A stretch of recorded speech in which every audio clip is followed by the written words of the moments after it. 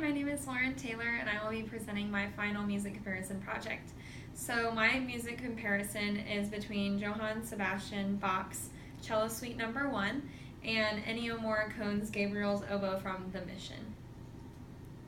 So Johann Sebastian Bach, he had to face many trials in his life and hard times, but he was very modest. He was a religious man, and he wanted to inspire and lead others. And although he had to face so much strife in his life, he never let that overcome him, and he was truly dedicated to his art and to his compositions.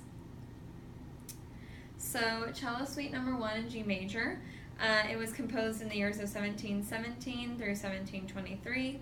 It's G major, so it stays generally uplifting and positive throughout the composition. It was in the Baroque era, so the time of Bach. It's flowing in chromaticism, so the whole piece feels like it's moving and never really stops. There's no true end, but rather just pauses in the music. It gives a sense of forward movement throughout, and there's no true tempo, and the music feels alive because of it. And it's monophonic and temporarily will break into harmonies. So we're going to listen to just a little piece of this Cello Suite No. 1.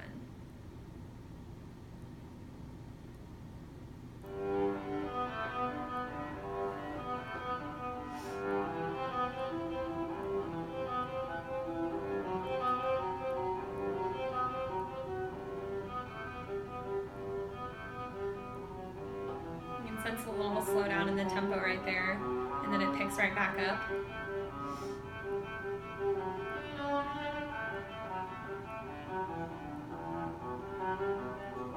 Once again, kind of drops back down into that lower register, but picks up and gets light and airy once again.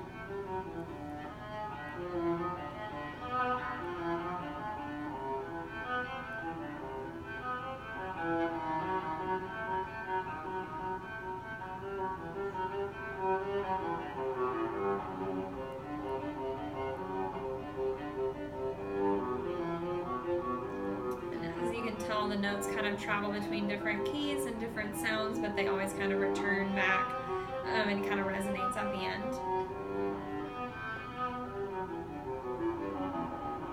It's a lot of chromaticism right there throughout the whole piece.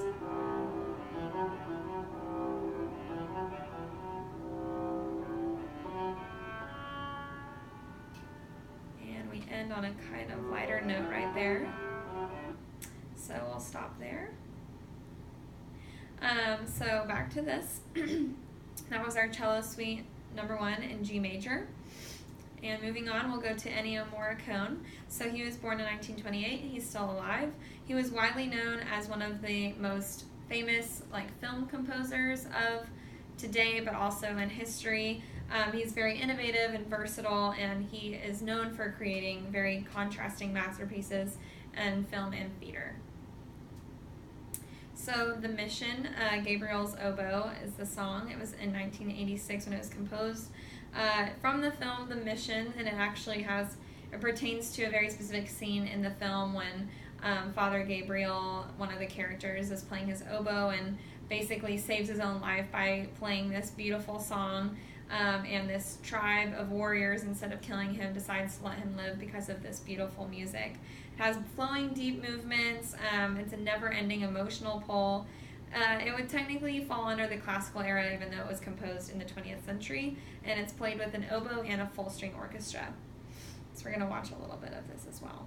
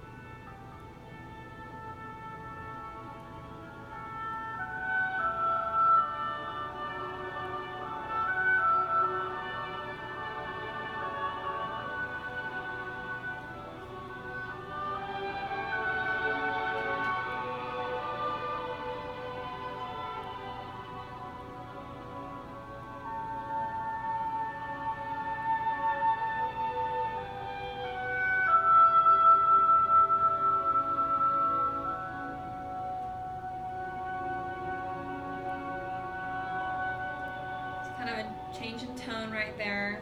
It's very yearning, very longing, very serene.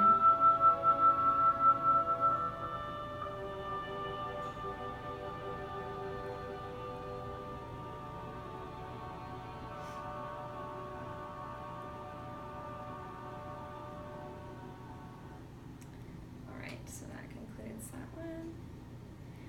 I love that piece. I think it's truly beautiful, especially the entirety of it. So let's compare and contrast these two just a bit. So some similarities: they have the movement and flow of the music. There's no really strict tempo, so both composers are kind of free to be flexible and creative with the music. It's very emotional. Both pieces are known for evoking emotions. It keeps listeners very intrigued because we can't necessarily predict what's going to happen. And there's lack of rigid structure, so it's not kind of monotonous. It's very chromatic, like I mentioned before. There's not many dissonant chords. It's very easy to listen to, easy on the ears. And once again, not predictable. You can kind of just stay tuned and let your mind wander as you listen to these pieces. Some of the differences, they're in different eras, along with the composers themselves in different eras. Bach was in the Baroque era, for he was born in 1685 and died in 1750, while Ennio Morricone was born in 1928, so he is more recent. And the Mission is more of a yearning sound, more of a longing piece with a solemn timbre, and while Cello Suite No. 1 is more uplifting and kind of moving at a faster pace.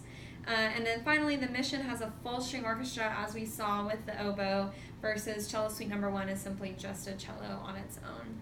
So while both pieces have some similarities and some differences, both pieces, in my opinion, are absolutely beautiful and very easy to listen to, and both Ennio Morricone and Bach are truly remarkable virtuosos of their music.